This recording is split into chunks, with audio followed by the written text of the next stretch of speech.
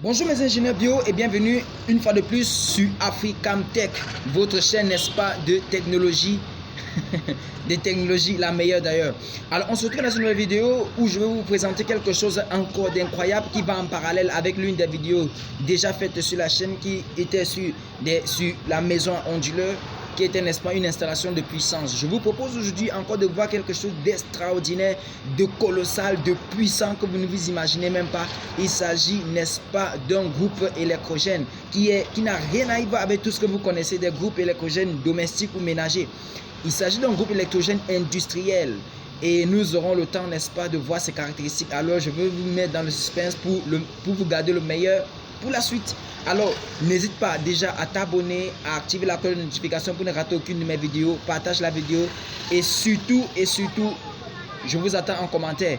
Donc, si c'est que tu n'as pas encore regardé la vidéo sur la maison onduleur, je t'invite bien à aller le regarder et je vous mets le lien juste là en description. Alors, assez bavardé. On se retrouve pour la suite. Tchou. On se retrouve donc à ce niveau où je commence à vous présenter un premier groupe électrogène. On commence d'abord par le plus, bon, on ne dirait pas le basique, mais le moins grand pour arriver au plus grand.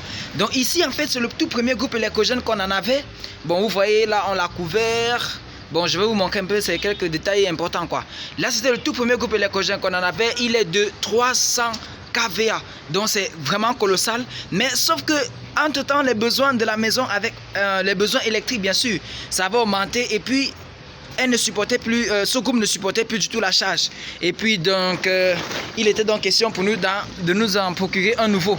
Donc lui, dès lors, nous l'avons mis au service. J'essaie de lever la bâche là pour que vous puissiez un peu regarder. Bon, c'est un peu ça. Bon, c'est tout gros, c'est tout colossal, tout ce que vous pouvez constater là. Et premier défaut qu'il en avait, c'était que il n'était pas du tout insonorisé. Et de deux également, comme j'ai signalé, son problème de puissance, il n'était pas assez puissant pour les besoins de la maison. Mais c'est du vachement grand à l'intérieur. Pourquoi? Parce qu'il produit jusqu'à 300 kW. kVA, autant pour moi. 300 kVA. C'est vraiment colossal pour un groupe électrogène. Donc ici, c'était dans son ancien réservoir, comme nous pouvons le voir là. C'était le réservoir. Et puis là, c'était la jauge qui nous permettait de voir le niveau de gasoil, puisqu'il consomme du gasoil. Donc on pouvait le constater là. Et là, c'était le tuyau par lequel il partait au niveau du groupe. Comme vous voyez le sol là. Ouais, et là, c'était le tuyau par lequel on alimentait. Mais bon, on pouvait également le mettre par le réservoir. Et juste à côté, ici, c'est sa boîte de commande. Je vais essayer de l'ouvrir pour en avoir accès à l'intérieur. Voilà, c'est ça. Voilà. Ici, c'était là sa boîte de commande. Comme vous voyez, il est encore tout fonctionnel, mais sauf qu'il n'est pas en service. Donc, c'est encore toute une boîte de commande tout à fait fonctionnelle. Et nous voyons différents disjoncteurs, les inverseurs. Donc là, c'était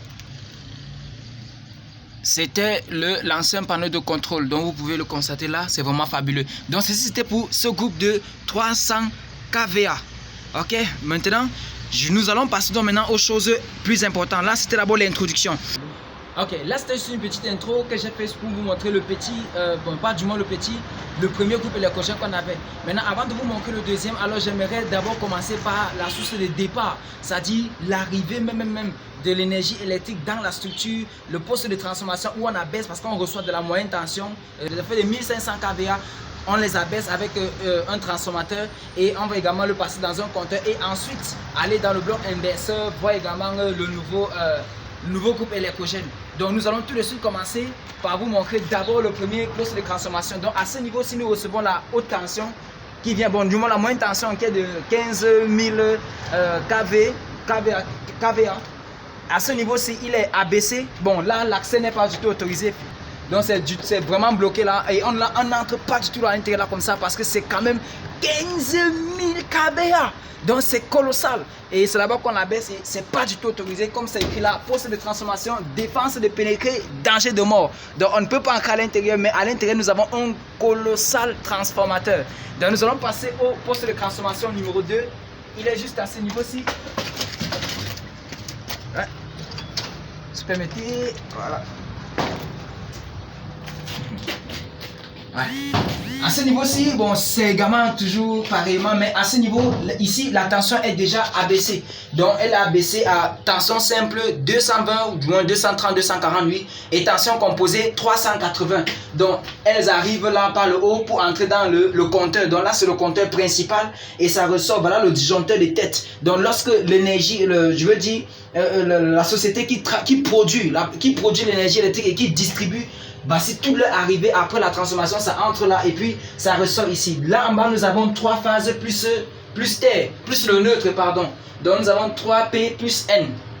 C'est juste là. Et nous allons donc maintenant passer, aller voir donc maintenant la suite au niveau du bloc inverseur. Donc nous allons voir maintenant le bloc inverseur et après le bloc inverseur nous verrons directement le groupe électrogène parce que tout ce que l'énergie électrique de la centrale, du moins de la société de distribution de l'énergie électrique du pays fournit, il arrive ici et il va ancrer dans le bloc inverseur et également l'énergie produite par le groupe électrogène va également entrer dans l'inverseur et c'est l'inverseur qui va sélectionner les différentes sources. Donc tout de suite on se retrouve donc devant le bloc inverseur. Ok les amis, nous voici donc devant le bloc inverseur.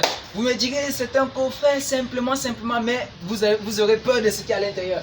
Donc à ce niveau-ci, c'est le panneau principal de contrôle. Là nous avons 2 voyants, vert et rouge, et également en bas 2 autres voyants.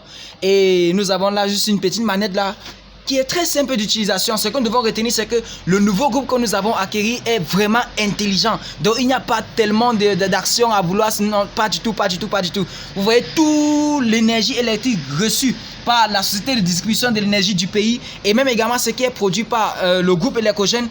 Tout est compacté à l'intérieur. Je vais l'ouvrir, nous allons voir. Mais regardez, voici tout simplement le petit levier qui nous permet, n'est-ce pas, de sélectionner les différentes sources.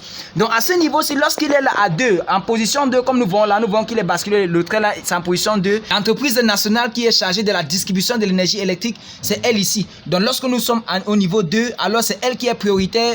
C'est elle qu'on consomme, c'est elle qui est utilisée. Et en ce mode 2-ci là, lorsque l'énergie fournie par la société de distribution de l'énergie du pays est interrompue, ça veut dire que lorsqu'il y a un délestage, alors directement, il va basculer en mode du groupe électrogène, c'est-à-dire lorsqu'il est en mode automatique bien sûr, il va basculer pour directement consommer le groupe électrogène, pour mettre le groupe électrogène tout seul en marche, sans que qui que ce soit ne vienne le faire pour autant.